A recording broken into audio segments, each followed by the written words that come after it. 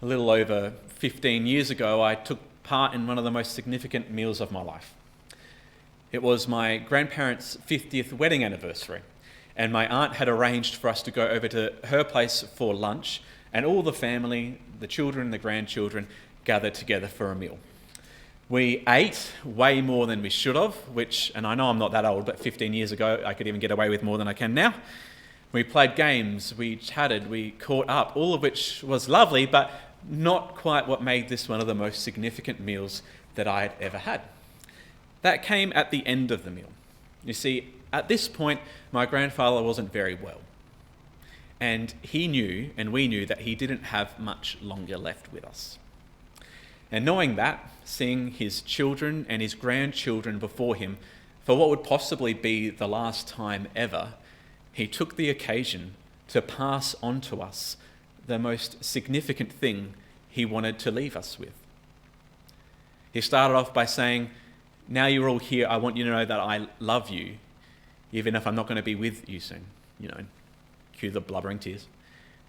"And there's one thing I want to leave with you," he said. He urged us to persevere in our faith, to be faithful to Jesus, to love God and love others, to make it through to meet with him again face to face in heaven. More blubbering tears. In a sense, these were his last words.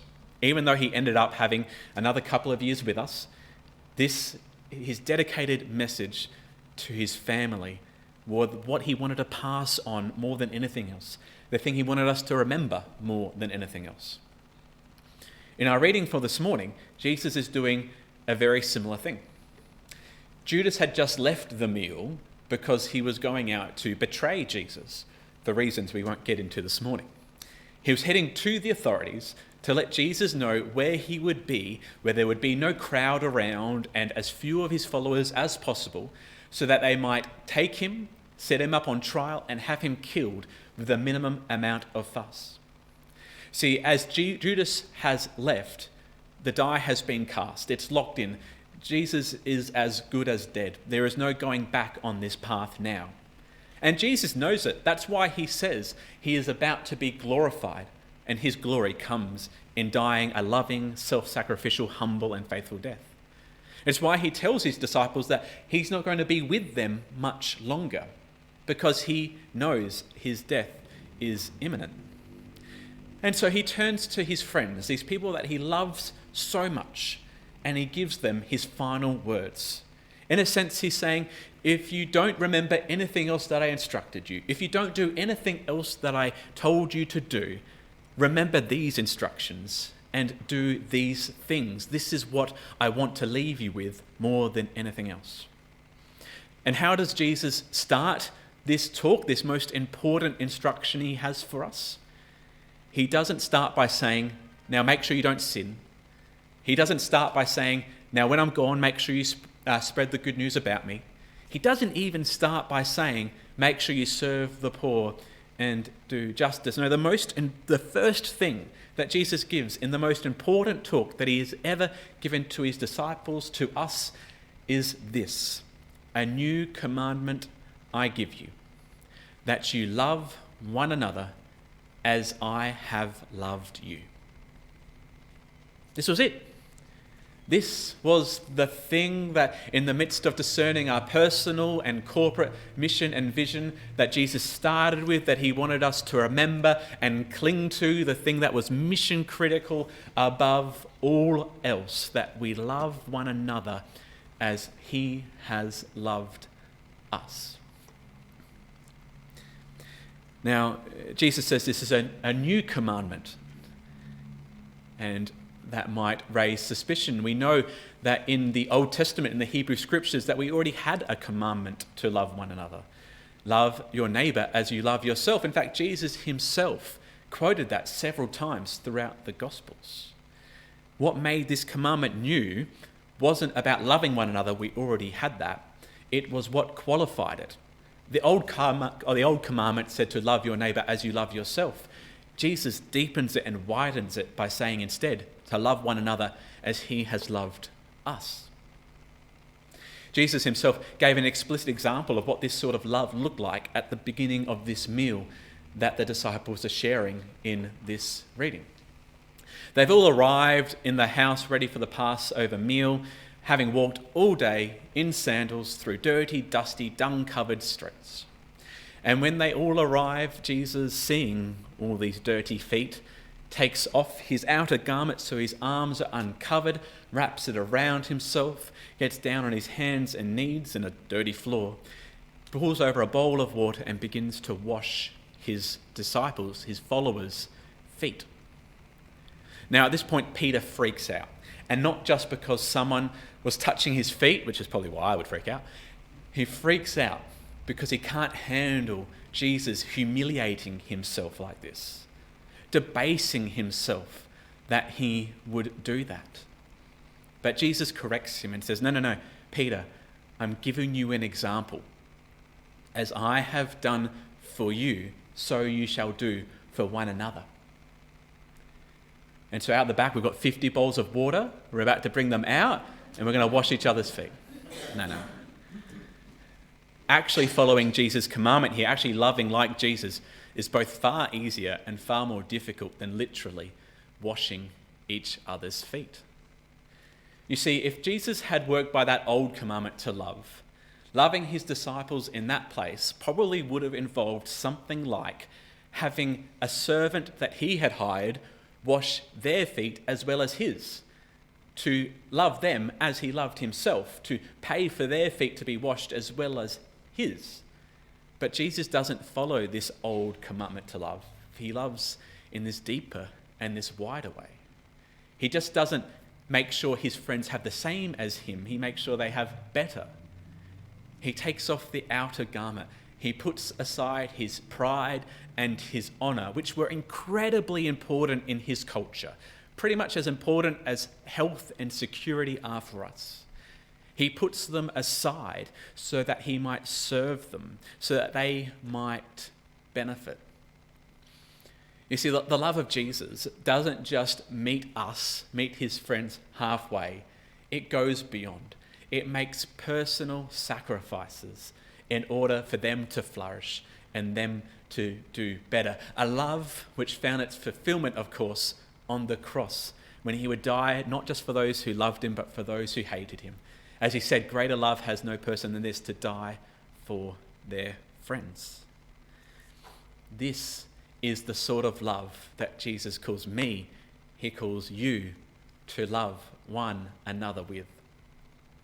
To care more about whether the person sitting across from you has enough food and money and health than you care about whether you have those things yourself.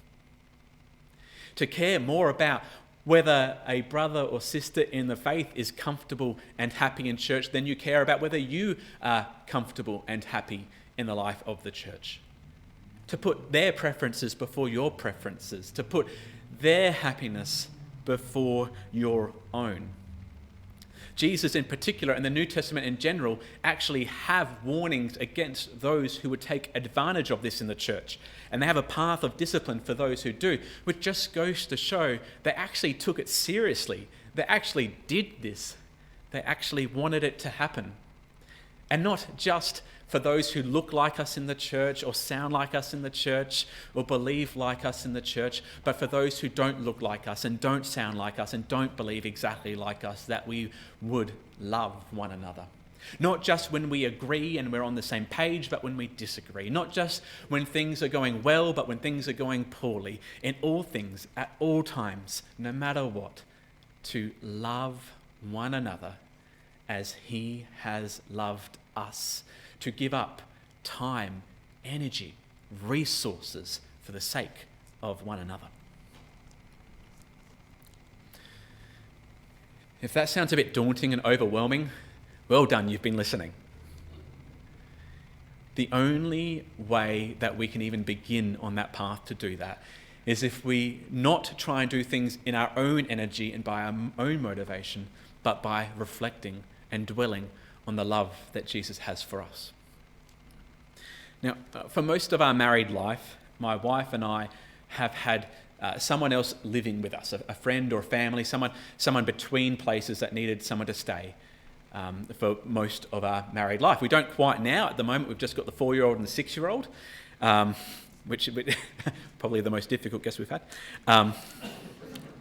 But for most of our married life, that was how it is. And I say this not big noting myself partly because I don't think it was actually that significant. Most of the time it was really easy, we barely noticed them.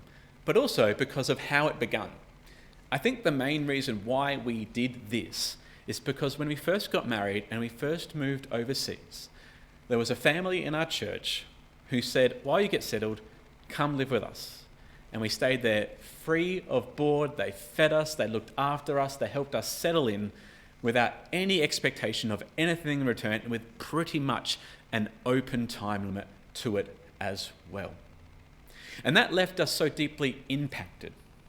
That love that we received, that service that we received, that it actually seemed like in the end quite a small thing to go and then do that for someone else in return. You see, when Jesus says, "A new commandment I have given to you, that you would love one another as I have loved you," he's not just telling us what that love should look like. He's also giving us the inspiration for that love. In order to have this love for one another, we start not with trying to pull ourselves up by our own bootstraps, trying to guilt or shame ourselves into it, but in recognizing that within that command is the promise that Jesus has loved us. That he looked at us, and before we were loving, before we were good, before we were kind, he loved us enough to die for us. Not because he hoped that we would then respond or to manipulate us or to guilt us, but purely because he already saw you and already loved you that much. And the start of our growing in our love for one another is to rest in that, to not jump so quickly to what can I do for you therefore, Jesus, but just to acknowledge that you are loved that much so that we can go on to love one another. Jesus goes on to say, as we've heard, that it is by this love that people will know that we are his disciples. We, of course, know that in our world, that is not what the church is known for. What's the church known for in our world? We're known for hating minorities, being judgmental, hypocritical, abusive. In this context, what sort of love, what sort of habits, acts, care would we need to show for one another that those around us, when they looked at us, would stop thinking of the church as minority-hating, judgmental hypocrites, and instead would start to think of the church as the place that loves one another? What sort of acts, what sort of love would we have to show for one another for people to make that sort of shift? Now, usually it's my job to leave you with some practical responses, some practical outworkings, but today I don't think that's quite the right thing to do. Especially since this year we're thinking about and learning about how to discern the voice of God and how to respond. I'm actually going to leave it with you. Having heard this call of Jesus, what is God saying to you? What is he calling you to do? Who to reconcile with? What to address? What to sacrifice? How to serve? And as we go through this process of discerning our mission together, what is God saying to us as a church? What is God calling us to do so that in 5 years' time, people might be closer to saying of us, "Oh, that's a bunch of people who love one another like no other bunch of people loves one another."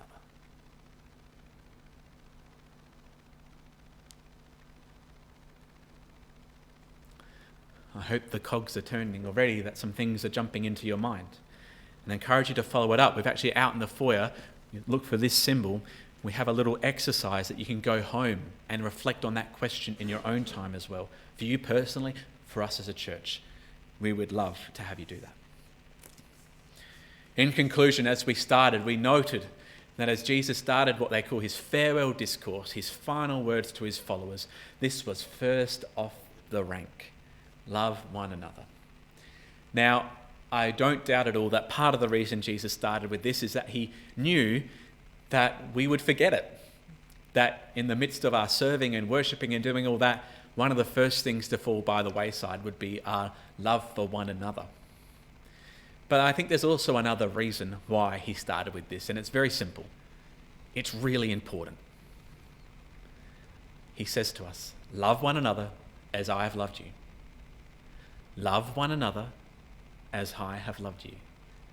Love one another as I have loved you. That's it.